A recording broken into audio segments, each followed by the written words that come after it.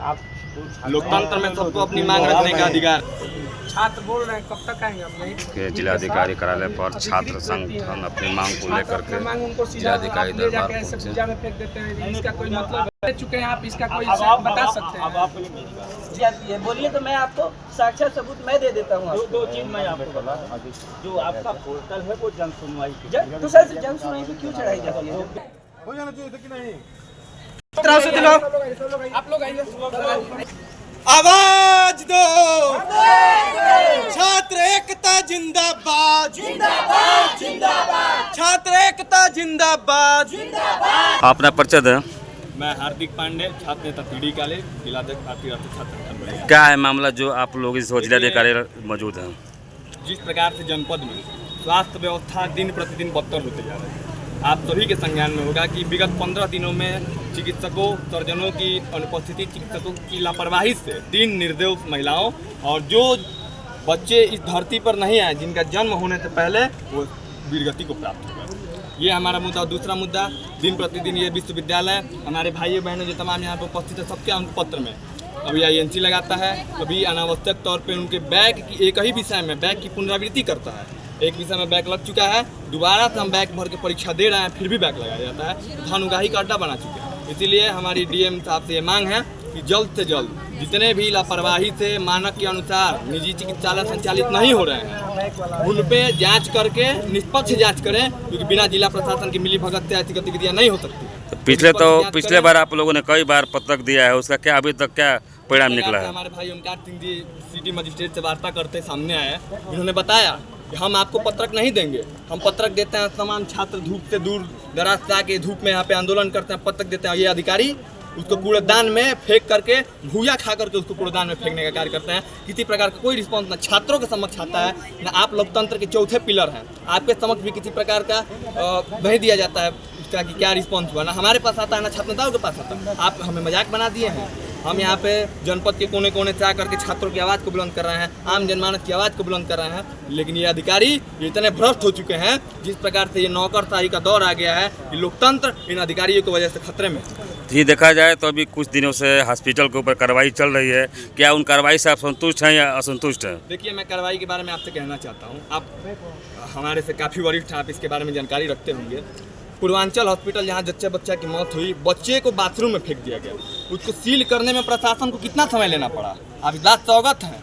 ये प्रशासन के पास अधिकार है कि तुरंत जिस प्रकार से मानक के विरुद्ध ये हॉस्पिटल संचालित हो रहा है, तुरंत उसको सील करें। इतना समय क्यों लग रहा है? और पूर्वा नर्सिंग होम तमाम लोगों ने कैंडल मार्च निकाला, विरोध प्रदर्शन किया, उसके बाद ये सील हो रहा है। जिला प्रशासन के पास इतनी शक्ति है, जब आपके समक्ष ये घटना आ चुकी है, आप उस घटना की पुनरावृत्ति होने की प्रतीक्षा कर रहे हैं, जिसके कारण ये हमारे भाइयों की जान जा रही। मैं अभी आपके सामने भाई विशाल तिवारी को बुलाना चाहूँगा। इनके भाई की मृत्यु हो गई डॉक्टर की लापरवाही के कारण। ये भाई पदयात्रा निकालते हैं बलिया से लखनऊ के लिए, इनको जिला प्रशासन द्वारा चित्तू पांडे से उठा लिया जाता है। ये भाई जब बैठते हैं धरना प्रदर्शन के लिए, इधर आइए, धरना प्रदर्शन के लिए बैठते हैं, तो इनको रात बिरात पुलिस बल के द्वारा इनको प्रताड़ित किया जाता है। जनपद में ये छात्र तो अभी आप लोग किस तरह का कार्रवाई करना चाहते हैं? हम कार्रवाई करना चाहते हैं कि सभी निजी चिकित्सालयों की जांच करें, निष्पक्ष जांच करें, बिना मिलीभगत के जांच करें और उसको सील कर तत्काल उसको सील करें, ताकि हम आम जनमानस की जान माल के साथ खिलवाड़ न हो। और दूसरा मुद्दा, छात्र छात्राएं बार बार हमारे रिजल्ट में बैक लगाने का कार्य यूनिवर्सिटी द्वारा किया जाता है, INC लगाने का कार्य किया जाता है। अभी आप लोगों ने पत्रक दिया, पत्रक का मूल विषय क्या था?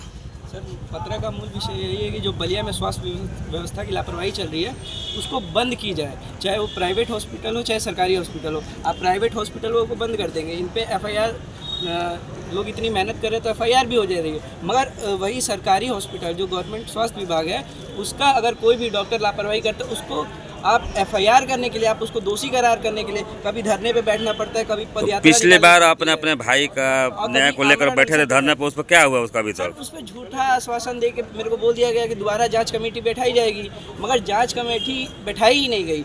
मैं माननीय मुख्यमंत्री योगी आदित्यनाथ से मिलकर जो जांच कमेटी का गठन करवाया था, उसमें भी फर्जी रिपोर्ट लगा दी गई कि मेरे को उस जांच में कोई रुचि नहीं है, मेरे द्वारा कोई साक्ष्य प्रस्तुत नहीं किया गया। छात्रवृत्ति को लेकर क्या कहना चाहेंगे? अभी जो भी आप लोग छात्रवृत्ति को लेकर आए हैं, नेतृत्व में हुआ है, इनसे आप बताएं छात्रवृत्ति को लेकर क्या कहना चाहेंगे? अपना परिचय देते हुए बताइए। मैं ओमकार सिंह, छात्र नेता TD कॉलेज। मैं छात्रवृत्ति के विषय में यह बताना चाहता हूं कि हम लोग छात्रवृत्ति से अनेकों बार DM साहब को ज्ञापन दिए, अनेकों बार CDO साहब से भी मिले।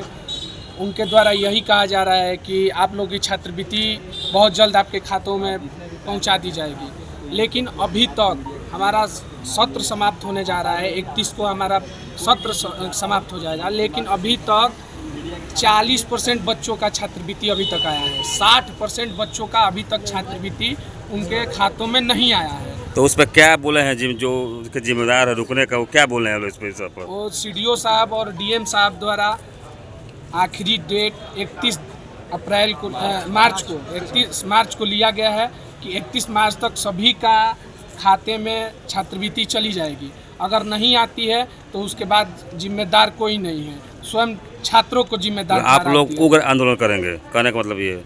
हम लोग उग्र आंदोलन, इससे अधिक उग्र आंदोलन करेंगे, यहाँ तक कि बलिया बंद या छात्र कर्फ्यू के तरफ भी हम लोग अपना रुख बदल सकते हैं।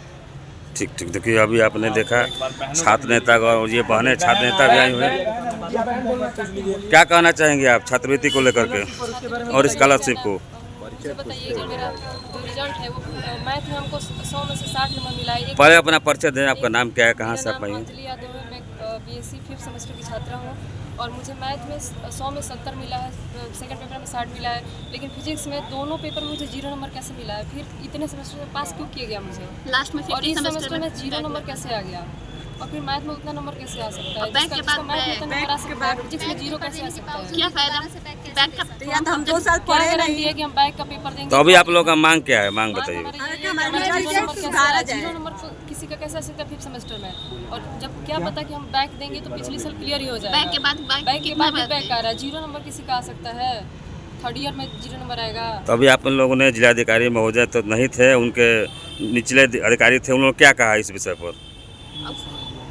इस विषय पर आश्वासन दिया है, आश्वासन दिया है और उन्होंने कहा है कि आप लोग अगले तिथि आप लोग और इसकी क्या गारंटी है कि हम बैक देंगे तो क्लियर ही हो जाएगा? तो अभी आप लोग उनके आश्वासन का इंतजार करेंगे। अभी अगर बात नहीं बनेगी तो उसके अनुसार आप लोग करेंगे। बनेगी तो हम लोग उग्र आंदोलन के लिए। हाँ सर, बताइए और क्या कहना चाहते थे आप? ये जो भी छात्रों की जनपद में स्थिति है उसका पीछे एक ही कारण है कि जनपद सहित पूरे प्रदेश में छात्र संघ बहाली न होना। भाई ओमकार सिंह जी के नेतृत्व में हम सभी छात्र नेता कई बार, हमारे नेतृत्व में तमाम साथियों के नेतृत्व में हम लोग छात्र संघ के लिए आंदोलन, प्रदर्शन, पत्रक देने का कार्य। यदि छात्र संघ बहाल होता, छात्र नेताओं का इन भ्रष्ट अधिकारियों में भय होता कि छात्रों का एक बार बैक लगेगा, छात्र नेता हमें चैन से रहने नहीं देंगे। इसी कारण ये स्वास्थ्य व्यवस्था हो, चाहे छात्रों की व्यवस्था हो, चाहे आम जनमानस की जो भी समस्या हो, छात्र संघ त्रिपक्ष के रूप में काम करता है। सत्ता पक्ष विपक्ष दोनों नकारा साबित होते हैं जनता की नज़र में, तो छात्र संघ। तो अभी आप लोगों ने ज्ञापन दिया, आश्वासन मिला, अभी आप लोग आश्वासन का इंतजार करेंगे। अगर बात नहीं बनेगी तो अगला कदम आप लोग जो भी उठाएंगे।